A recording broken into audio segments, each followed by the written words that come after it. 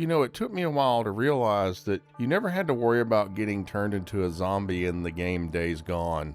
Deacon spends more than 2 years fighting infected at close range. He gets attacked by them, covered in their blood, crawls around through dookie nests and handles infected remains, and generally lives in a world where coming into contact with freakers is an everyday occurrence. Boozer, Ricky, Iron Mike, and virtually every other survivor we encounter live under the same conditions, and yet nobody seems particularly concerned about becoming freakers themselves. There's no character hiding a bite from the group, no desperate attempt to amputate a limb before the infection spreads. There's none of that. No heartbreaking scene where somebody slowly begins to turn, their friends realize what's happening. For a game built around a worldwide infectious outbreak, that's pretty unusual, because zombie stories have spent decades teaching us that the monster itself isn't always the greatest danger. The greatest danger is actually getting turned into one yourself. You can see that idea clearly in other zombie games, where infection is one of the most important rules governing the world. Project Zomboid is probably one of the best examples. In the game, getting bitten isn't simply losing health during combat. It's pretty much a death sentence. You can survive the attack and patch the wound, but later only to return to your base and continue playing and all of a sudden become infected, and now the clock's ticking.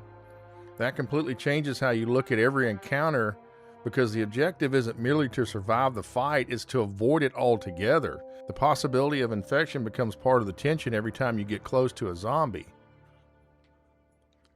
Now, Dying Light approaches the same idea differently by making the infection part of the protagonist's story.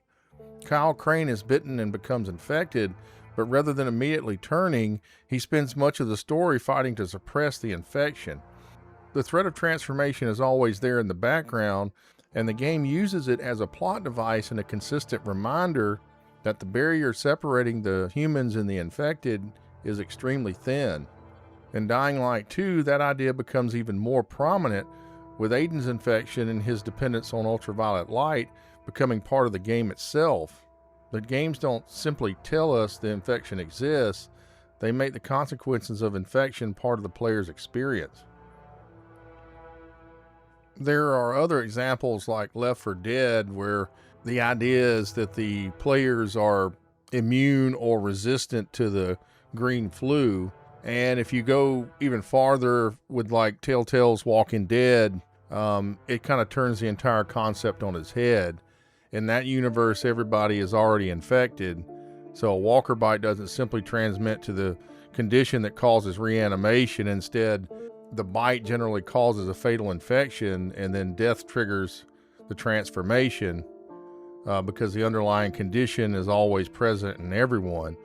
It's a completely different set of rules, but the important point is that the audience understands those rules. Once they're established, every bite, every death, and every close encounter carries meaning, because we know exactly what the consequences are. And then there's Days Gone. What's particularly strange about Days Gone is that Ben's studio actually spends an enormous amount of time explaining the biology of the freakers. Through NERO's research, we learn a tremendous amount about their habits and how they migrate, what they eat, how they're changing, mutating, evolving.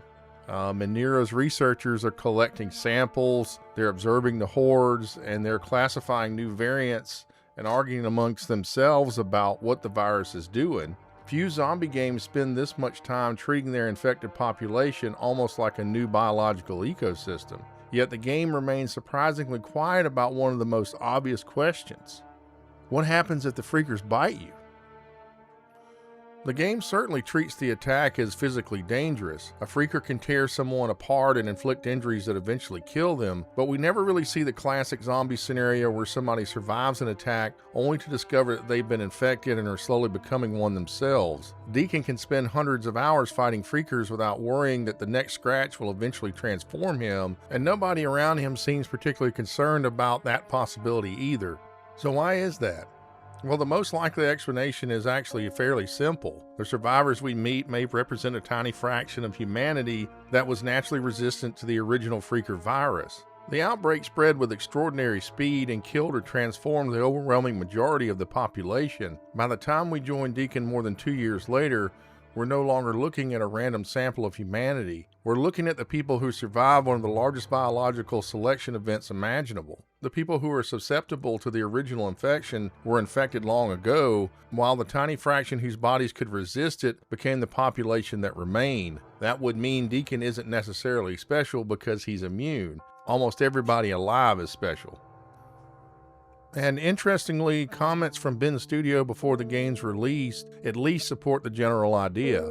The developers were very deliberate about describing freakers as living infected humans rather than the supernatural undead, and the pandemic concept included the idea that while some people became infected, others were immune. That distinction is extremely important because it means Days Gone was never necessarily supposed to follow the traditional rule that being bitten automatically turns someone into a monster. There is some in-game evidence that complicates the explanation, however. NERO's research discusses transmission through bodily fluids such as blood and saliva, which means exposure isn't necessarily meaningless. If that's the case, then Deacon's lifestyle should make him one of the most biologically exposed human beings still walking around Oregon. He fights freakers face to face, gets sprayed with their blood, crawls around in their dookie, and handles infected material without protective equipment all the time, yet nothing happens to him.